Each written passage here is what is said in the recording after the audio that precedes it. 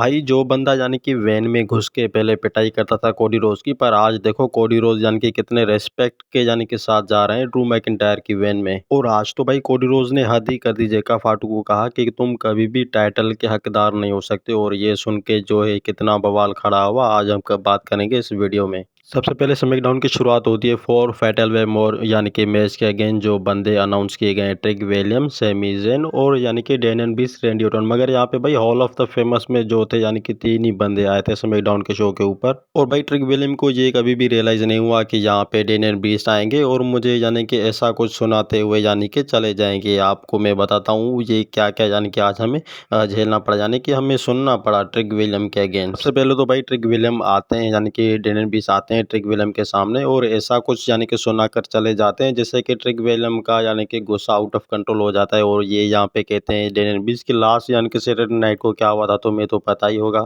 Daniel बीस ने कहा था कि तुम मुझे साबित करो ट्रिक विलियम की आखिर तुम रेसलर कैसे बने। और मुझे नहीं लगता कि इसके यानी कि पीछे कोई खास यानी कि ठोस है यानी कि कोई वजह यानी कि कोई कारण है। तो यहाँ पे ट्रिक विलियम भी उन्हें बिल्कुल जवाब दे देते हैं, कहते हैं कि ठीक है, अगर तुम्हें यही यानी कि सुनना है यानी कि देखना है तो मैं तुम्हें दिखा देता हूँ। डैनियल बीस भाई कहते हैं कि ठीक है, तुम दिखाओ तुम क्या साबित कर सकते हो। और यहाँ पे जो डैनियल बीस होते हैं वो बिल्कुल यानी कि फेस टू फेस आउट यानी कि खड़े हो जाते हैं ट्रिक विलियम के और यानी कि पॉज मारने लगते हैं। और जब ट्रिक विलियम कहते हैं ठीक है डूड, मैं तुम्हें कुछ यानी कि यहाँ पे करके दिखाता हूँ, तो यहाँ पे सबसे पहले सैमी ज़ेन को पंच मारने लगते हैं। और फिर जैसे ही यानी कि नजर हटती है तो फिर यानी कि डैनियल बीस को भी यानी कि वार करने जाते हैं। मगर डैनियल बीस जो है यहाँ पे उसको कोने में ले जाके पूरी तरीके से धो डालते हैं। पर भाई हमें ऐसा कुछ देखने को मिलेगा ये यानी कि चीज रियलाइज नहीं हुई थी। यहाँ पे सैमी ज़ेन भी यानी कि डैनियल बीस को हटा लेते हैं और फिर ट्रिक विलियम को मारने लगते हैं। और फिर जैसे ही यानी कि मूवमेंट मिलता है ट्रिक विलियम को तो दोनों को धक्का देके पतली गली से निकल जाता है ये बंदा। बताओ है ना ये एकदम से यानी कि कॉमेडी मस्त वाला शो। और यहाँ पे जब लास्ट यानी कि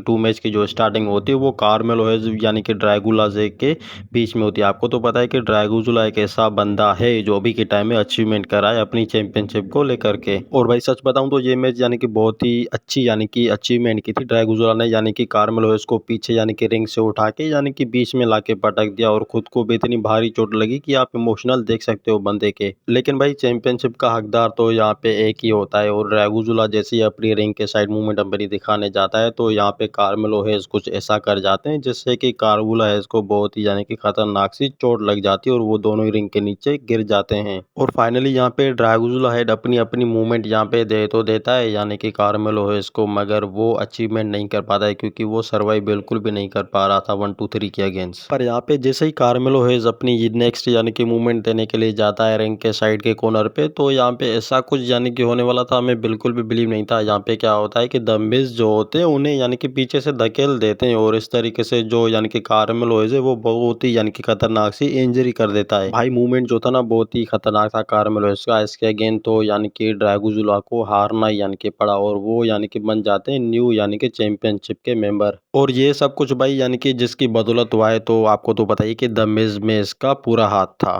खैर भाई अब क्या ही कर सकते हैं, WWE का शो है, हमारा तो नहीं है। और यहाँ पे एक पॉडकास्ट हो रहा था यानी कि कोडी रोज और यानी कि एक वाइस मैन है जिसके अगेंस्ट, और यहाँ पे ऐसा कुछ हमें देखने को मिलेगा था। ये मुझे रियलाइज यानी कि हुआ था जब जेका फाटू यानी कि फेस टू फेस आते हैं कोडी रोज के सामने तो वो सबको रिलैक्स करने के लिए कहते हैं और यानी कि शांति से बैठ जाते हैं। जेका फाटू कहता है यहाँ पे कोडी रोज को कि देखो जो 3 स्टेज वाला यानी कि hell in the cell match था उसमें मुझे नहीं पता था कि ऐसा, मुझे बिल्कुल भी यानी कि बिलीव था यानी कि ऐसा कुछ यकीन था कि हो जाएगा। मगर यहाँ पे कोडी रोज कहते हैं कि तुम जस्ट एक अपनी स्टोरी बना रहे हो और सिर्फ कुछ भी नहीं है। और एक भाई चैंपियनशिप का मैच भी इन दोनों के बीच में रखा गया है जो यानी कि जब चैंपियनशिप आएगी तो यानी कि देखा जाएगा। मगर यहाँ पे कोडी रोज ऐसा कुछ कह देते हैं जेका फाटू को जिससे कि जेका फाटू भी एग्री हो जाते हैं। आप समझ सकते हो यानी कि कोडी रोज ने जेका फाटू को कहा था कि तुम कभी भी चैंपियनशिप के हकदार नहीं बन सकते हो। अब बोलो है ना मजाक ये। और भाई मुझे भी ये बात यानी कि जो थी ना बिल्कुल भी रियलाइज नहीं लगी थी क्योंकि एक मोस्टर चैंपियनशिप नहीं बन सकता है तो क्या कोई टट्टू बन सकता है, ऐसा समझ लो। और आज स्मैकडाउन के अगेंस्ट हमें 4 यानी कि एक मैच भी यानी कि मेंबर पार्टिसिपेट की गई थी। यहाँ पे हमें देखी गई थी जो टैग टीम चैंपियन के हिसाब से थी यानी कि वाइट फैमिली वर्सेस जेका फाटू के 2 मेंबर थे। और भाई ये मैच इतना ही खतरनाक था जितना कि आप समझ सकते हो क्योंकि ये वाइट फैमिली और यानी कि सोलो सिको की टीम का था। तो अगेंस्ट यहाँ पे हमें ऐसा कुछ रियलाइज हमें देखने को मिल सकता है जो हमने यानी कि बिलीव नहीं किया था। यहाँ पे क्या होता है कि जब लास्ट ईयर में जब सोलो सिको के अगेंस्ट यानी कि एक मोस्टर खड़ा हो जाता है तो सोलो सिको का भी एक बंदा आ जाता है, उसको ड्राफ्ट किक लगा देता है। भाई इस मैच में जो खेल चल रहा था ना, तो पूरा लालटेन को लेकर के ही चल रहा था और यहाँ पे इतना क्रेजी हमें मूवमेंट देखने को मिलेगा था जब यानी कि लास्ट में सर्वाइव कर जाते हैं, यानी कि सोलो सिको के दोस्त वो यहाँ पे अपना एक बेस्ट दे देते हैं और एक बन जाते हैं यानी कि न्यू टैग टीम चैंपियनशिप के मालिक इस तरीके से। और ये कितना ही अच्छा मूवमेंट होता है सोलो सिको के अगेंस्ट। और कभी कभी तो लगता है कि ड्रू मैकिंटायर भाई पागल हो गए, क्योंकि आज ड्रू मैकिंटायर ने ऐसा कुछ हमें सुना दिया, क्योंकि हमें ये रियलाइज हो गया कि यानी कि जो उसका मेंबर होगा यानी कि उसको चैलेंज करने वाला होगा तो वो सेमी ज़ेन होगा। और ये यहाँ पे ड्रू मैकिंटायर का कहना था भाई,